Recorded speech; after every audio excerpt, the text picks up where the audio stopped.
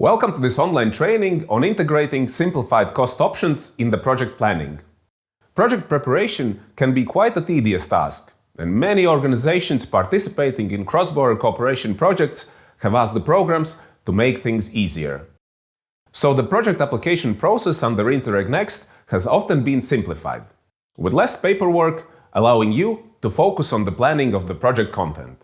This also applies to the project budget. With the increased use of simplified cost options, such as flat rates and lump sums, the project budget planning should be simpler. In our previous video tutorial on budget definition and financial planning, the project partners, Anna, Boris and Carla, have been estimating all the costs needed for their project activities, based on the expected real costs. Let's see now how the use of flat rates and lump sums could impact their cost estimate and project planning. Dear colleagues, let's see where we are with our budget. Let me know if you have planned all budget headings or if you have any questions. Well, we already estimated most of the project budget. There is, however, one requirement that I did not fully understand. The guidelines for applicants mention some kind of flat rate for travel and accommodation costs. Can you tell me what exactly we have to prepare for this part of the project budget?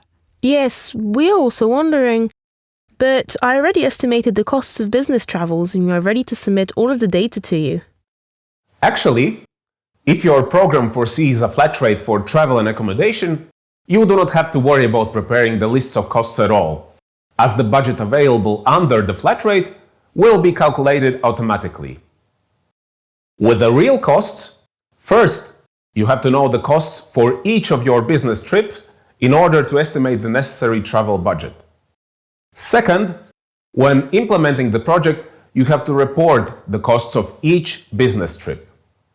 Now, with the flat rate, your travel and accommodation costs are calculated as a proportion of other costs, usually a percentage of your staff costs. In your case, you have estimated, based on your activities, that the project staff costs will amount to 100,000 euros. In your program, the travel and accommodation costs are calculated as a flat rate of 15% of the staff costs. So the estimated budget for your travel and accommodation is 15,000 euros. You should therefore plan your project travels based on this amount. And provided that over the course of the project, you can justify the staff costs for the amount of 100,000 euros as expected, you will receive 15,000 euros to cover your travels and accommodation.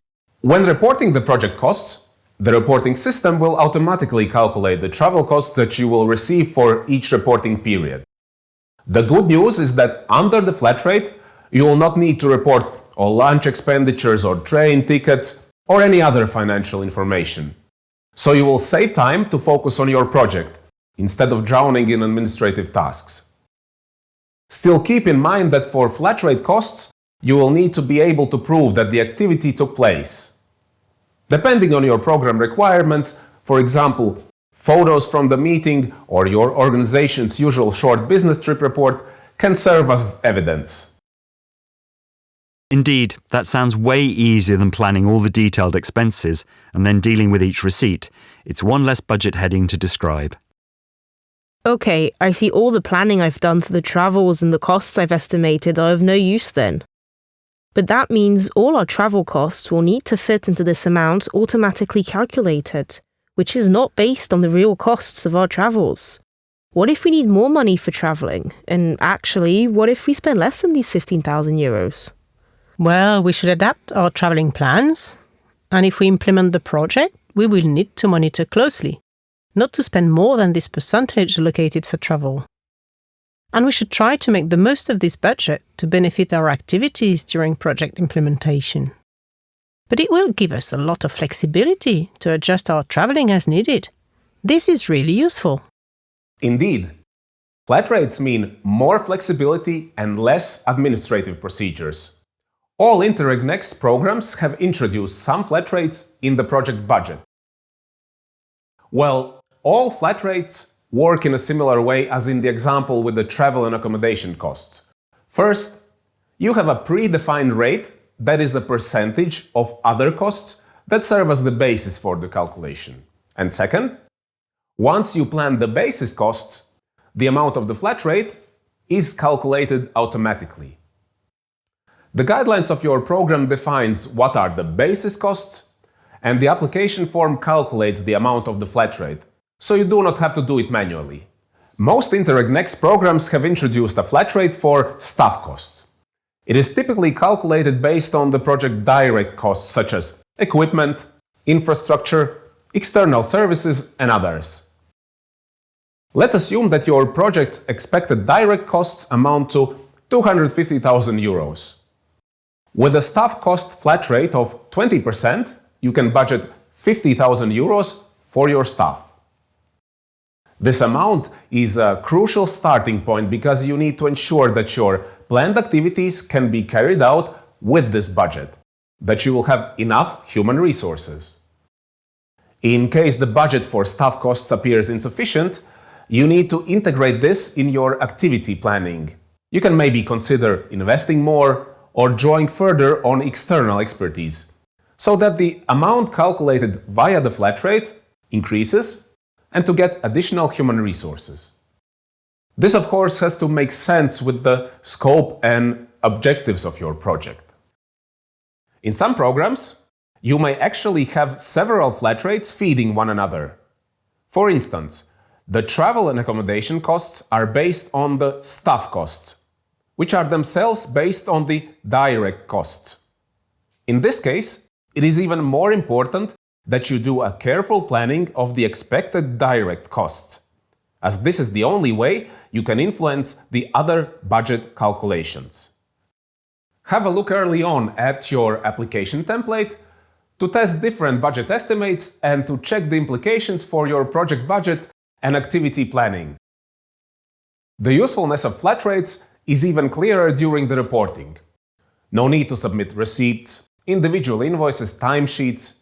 The process becomes simpler. You receive funds based on the flat rate calculation. For example, if you report 100,000 euros as eligible direct costs in a reporting period, you'll be entitled to 20,000 for staff through the flat rate of staff cost. However, keep in mind, since the flat rate depends on the size of the basis costs, there might be reporting periods where you receive more than you actually spend for staff, and others where you receive less. Make sure that you take this into account in your financial and activity planning to minimize the risk of a cash flow shortage. And discuss this with your organization's accountants so that they understand how the payment from the program is calculated when flat rates apply.